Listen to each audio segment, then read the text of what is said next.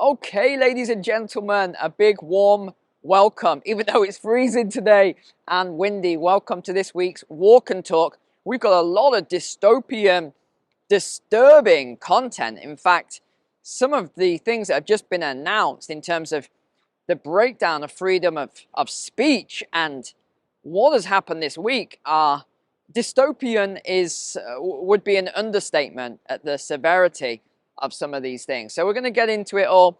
It is freezing, schoolboy error. Forgot my gloves. My hand is frozen already. But we're going to get into all this. Oh, and talking about breakdown of freedom of speech, my video from 2 days ago where I talked about two countries, both beginning with the letter I, that are having conflict with one another at the moment. What a surprise! What was it, 100,000 views in no time at all, and then the video gets closed down. Yes, as usual, I get my regular email. The video was closed down. It's always funny when you say things that don't match the perspective of the mainstream media, where I always like to look at it from an unbiased, non-political perspective and sort of break these things down based on logic and common sense. But no, if you do that, you you get cancelled in today's age. So we'll touch upon that at the end, because I know some of you mentioned other platforms. I will touch upon that. But let's get into the first story then. The surveillance state has begun. Indeed. So this is what's just been announced. The US House of Representatives in the USA, by the way, this isn't North Korea. This is the USA. The US House of Representatives has authorized Section 702, now this is a big one, of the Foreign Intelligence Surveillance Act. This is basically without warrant, the surveillance of Americans. Now, previously this was just in the USA, and now it's globally. So the US, and we talked about this a while ago, the power they have through the banking system that they operate basically. They're now putting pressure onto other countries to also provide surveillance for the US. And there's been all these court cases and breakdown of freedom of speech. And even though the court cases were proven, FBI, CIA, US government just said, okay, well, so what? And nothing has, I mean, it's like when I said to you before, who polices the police? Which is a old expression that came from who guards the guards. And it's true. Who guards the guards? And the answer is no one. If you are an elite force and you are the guards of old, who exactly is going to stop you from doing anything? Nobody. And now we understand why all these bureaus have beefed up their weaponry, equipment. You see the FBI or some of these, even the IRS now, you see them with these massive blacked out Bushmaster style vehicles, assault weapons and all this. This is the IRS.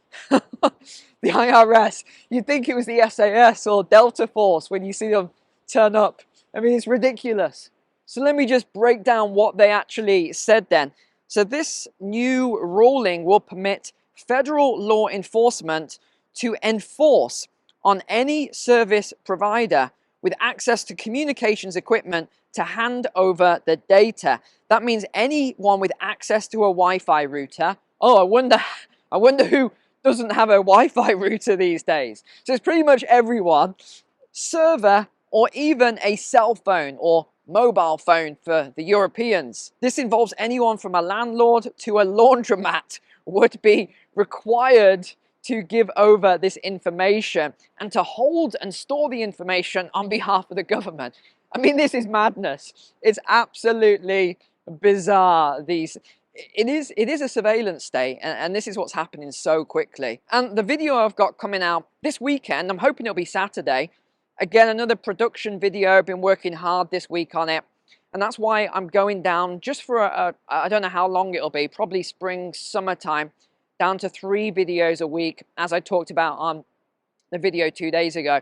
So that'll probably be a stream on Tuesday, walk and talk on Thursday. No, you're not going mad. Some of you are probably waking up going, whoa, what's going on? Have I lost a day? No, I'm doing it a day early so that I can put more time into the production video.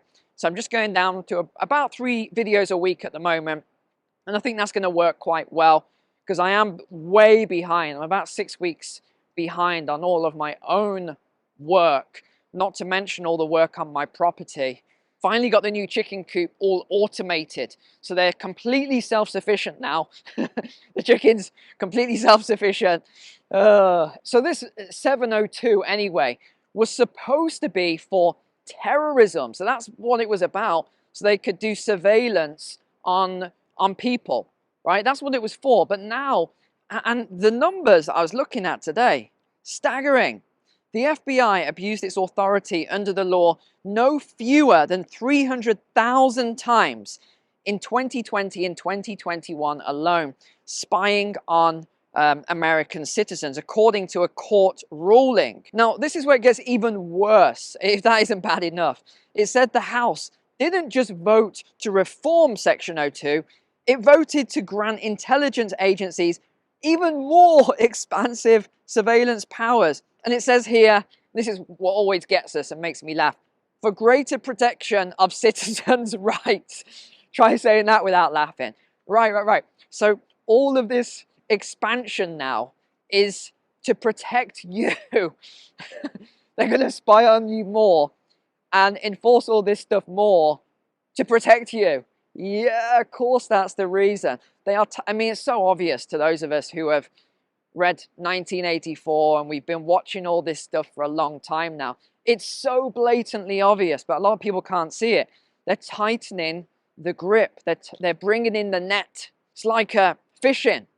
You know, they've cast out the net and they're just tightening and tightening and tightening it every day now. And the next thing is interesting because this links into my video on Saturday. This abuse of mayors or mayors around the world, which is going to get worse, by the way. That's what the video is somewhat about. I think you're going to enjoy this, especially if you're American. It's quite unbelievable. So the mayor of this city, here we go. So Brussels police shut down the National Conservative Conference. No, this is not a joke. They actually shut it down. You might have already seen a lot of the media coverage on this, or lack thereof. Nigel Farage was stopped from doing his thing. But it wasn't just him. It was the Prime Minister of Hungary, Viktor Orban. And this one really, really surprised me. It says even Rishi Sunak, the Prime Minister of the UK, was due to speak at the conference. And I don't exactly know what happened. His plane got turned around, or he was ushered out the back, or I don't really know what happened.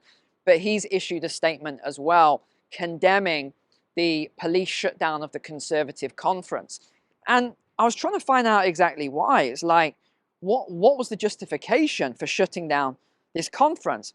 And the mayor and the police said, after they were questioned about it, they said right-wing and anti-abortion views would not be tolerated in Brussels.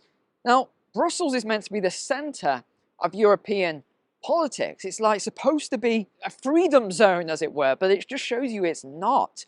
It really isn't. But actually, the Prime Minister of Belgium, so this is Alexander De Croo, he condemned the action, asserting that banning political meetings is inconstitutional and that the mayor misused his authority, and that he wasn't allowed to shut down a right-wing conference politically just because he's a left-winger. I mean, this is the weaponization and the misuse of power of some of these politicians now, these mayors that aren't even elected. It's an absolute disgrace. And there's a little bit more context with this. The event aimed to discuss and promote traditional conservative values and national conservatism. Now, there's more comments from obviously left-wing political people here saying that these events oppose the further European integration. Now, what do they mean by that? I think we know. And this is one of the other problems, you know. You speak out and you oppose some of the things going on because you're seeing a lot of problems like I'm seeing. I'm sure you're seeing a lot of these problems. You get branded as all of these names. You know, they'll call you all of these names. If you want to have typical call them what you want, conservative, Christian, whatever kind of values, right wing, and they've really sort of demonized as well the right wing, the conservative values in politics, and they never call it just right wing. You notice that they call it extreme right wing, or they try and make out as if it's dangerous and that people who are on the right are just these, you know, evil people that are they're all racist and all this. It's just nonsense. They're just trying to demonize, and they're using the media and what other tools they have at their disposal to do all this stuff. It's really bad, actually. And I'm trying my absolute best here to keep all the water off the camera, but it is getting soaked. So hopefully this isn't sort of zooming in and out and blurring or anything like that, like the last time we did a video. So I'll keep my fingers crossed for this. And I know a lot of you always mention I should go over to Rumble or wherever, so because of the censorship I get. But the issue is it's the lesser of two evils, you see, because on YouTube I have a wider reach. I've watched people who go over to other platforms and they just get no views at all. Whereas at least I can help a lot of people via YouTube, because YouTube will push it out to wider audiences. So I think it's really important that I stay on YouTube, not to mention the fact that YouTube does pay a terrible amount of ad revenue, but it's still a little bit of ad revenue. Even if I make £100, let's say, for 10 hours of work on a video, I mean, it's nothing. It's £10 for an hour of work or whatever. But that's not the point. The point is that I can actually get a lot of this information out to people, and it is paying a little bit of money, which makes it worthwhile. If I go elsewhere, my reach is going to be absolutely minimal, probably 10% of the reach here, and I'm not going to get anything from it either. And that's why I'm so grateful for those of you in the Patreon who actually, even if you just give in, I think the lowest is like $1 a week. I'm so grateful to you. Thank you, because without you doing that, I would not be able to make YouTube videos. Seriously, I wouldn't, because I wouldn't be able to survive on the revenue that I get from YouTube. So that's why I'm so grateful for you that support me in the private community. And by the way, you're not just giving it either. You get loads of value, investment stuff, guidance, allocations. There's a monthly macro video. There's all of the property videos that I release, showing you all the stuff I'm doing at my property. There's holiday cottages and investment stuff and everything. So it's not like people are just giving me money for free. You actually get a ton of value from that service. So yeah, I'm probably not going to be leaving YouTube anytime soon, just based on those things. Now, talking of YouTube and Google, this is interesting because they've just started removing media outlets from their platform in California. And this is under state law, because they have to require to compensate media companies for any media that goes on to their platforms. And they say it's to protect the rights and freedoms of journalists. This is nonsense. You look at legacy media and you look at all the data and analytics on there, and it's so obvious what is actually happening. I was looking at the data, the demographics, just this morning actually, and it was actually showing, I can't remember the exact percentage, but let's just say the majority of people who watch, you know, media, the general mainstream media news on the TV each day, they are baby boomers. It's almost all boomers. I mean, there's pretty much no young people that watch it. There's a few people in the middle, but it's like 90% or more are boomers that watch the news. And this is obviously a problem for them because they're losing control of the narrative. So whatever they want to put out, and that's why they're so heavy on a lot of these platforms now, on social medias and TikTok ban. And even though it won't be a ban, as I talked about, they will just get someone else, an American, to buy it, and then they'll get them in line. That's all that's going to happen with all of this stuff. Okay, let's turn around here. Oh, this wind is brutal. Absolutely brutal here.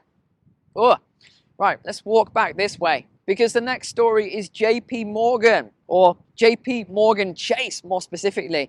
It's launching Chase Media Solutions. This is a really bad one if you're America. They're going to be selling the data of their 80 million people client base. This doesn't matter if you have been with Chase or JP Morgan in the past. They own your data and they are going to be selling it. And the money they're going to be making from this is staggering. According to their PR or their press release, Chase ran a pilot program with several large corporations, including Air Canada, Solo Stove, Blue Bottle, and Whataburger, which have all seen significant traction and new growth in customers. So they've been making a lot of money off all of this data. So now they're going to be selling it. And they said it's because it's all financially linked data, and it shows all of your spending habits. It shows your strengths, your weaknesses, where you might be easily pushed over the line to spend money with them, how to market to you better, how to advertise better. That is a little bit unethical if you ask me. I understand why they're doing it, but that's very unethical to find people's weaknesses and then prey on those weaknesses. Oh, and a couple of days ago when I talked about all the things between those two countries, which both begin with the letter I, I said that what everyone's focusing on is the wrong thing, conventional warfare. And I talked about the guerrilla aspect of it, guerrilla warfare and everything else. Oh, the wind. This is brutal. Well, anyway, the ECB is now saying pretty much exactly, I don't need to read all this out because it's pretty much exactly what I said a couple of days ago. Oh no, the hood's got to go back on. Gosh, the sea spray is blinding me. Okay, we've got to cover this one last then, because it's a controversial one. So you've probably seen all the flooding that's happening in the UAE and Dubai and all these other places. A year's worth of rain fell in one day, basically. I mean, it's like rivers through the desert, which is interesting for those of you that know. So it was the heaviest rainfall in 75 years, the government said. 10 inches fell in just a short period of time. Now, this is where it gets really interesting, because the only reason I started paying attention to this was because I saw an unbelievable amount of articles and news readers all saying the exact same statement. And the statement was pretty much identical across all the platforms, and it said why cloud seeding wasn't to blame for the flooding. And I thought, interesting. Let's see what they've got to say about cloud seeding here. So you remember, if you even mention that term, you were labeled a conspiracy theorist and you were cancelled and all the other stuff. Now the media's just done this massive U-turn, and they say cloud seeding is a decades-old weather modification strategy. They release binding agents to the atmosphere in an attempt to get more precipitation to fall. It's used by all countries around the world, usually in areas that are facing drought or for better weather management, right? So, and it says how they do it with from the ground or with generators or from planes. Oh gosh, this just makes me laugh, you know. So they've gone from saying, oh, we never do any of this stuff, we never spray, we never do anything, to conspiracy, to cancelling people. Now they're like, oh no, this has been going on for decades. Oh no, of course. And I remember, I think it was last year when I pulled up that government report on it, saying that they were doing it, and they explained why they're doing it. And the only reason I knew that was happening was because there was an article about Bill Gates, and that he was investing in this technology. And I thought, okay, if he's investing in this, there's something dodgy going on here. But yeah, you've got dozens and dozens. I think there was over 300. I tried to do a Google search and refine it, get it really detailed. And there was like hundreds of these stories. It was the exact same article released around the world. And it was the same thing. It was saying why cloud seeding wasn't to blame for the Dubai floods. Really? So every news agency put out the exact same headline and body text. It was just a coincidence. So I find that funny anyway. And then the other thing that made me laugh was it said that Bloomberg put out dangerous claims stating that pilots had flown missions just the day before. And it's saying, no one flew any of these cloud seeding missions. It's been weeks since they've done it. And so all these people now are pulling up the radar, and they're getting all these flight radars, and then there's videos and there's pictures and everything. They're like, no, this is all a conspiracy. Right, so we just happen to have all this spraying. And then the very next day, within 2 days, there's the worst floods in 75 years. And it's a complete coincidence. No, what do they blame it on? Global warming. Here it is. It was global warming that caused these things. And it says this is more evidence of global warming. And then you know how they've got to end here. Experts, meanwhile, I mean, this is going to make you laugh. Experts, meanwhile, have debunked the cloud seeding theory as another conspiracy theory doing the rounds. What? So they've just said, oh, yeah, we've been doing it, you know, all governments do it. It's been going on for decades. It's very normal. And then at the end they say, experts, meanwhile, have debunked this and saying that this is a conspiracy theory. I mean, this is the absurdity that makes me laugh so much. Because someone will read that and they'll say, oh, okay, yeah, you know, nothing going on there. And then at the end it says it's a conspiracy theory, and they say, oh, I knew it. And even though it says all these governments are doing these things, it's a conspiracy theory, so they're not really.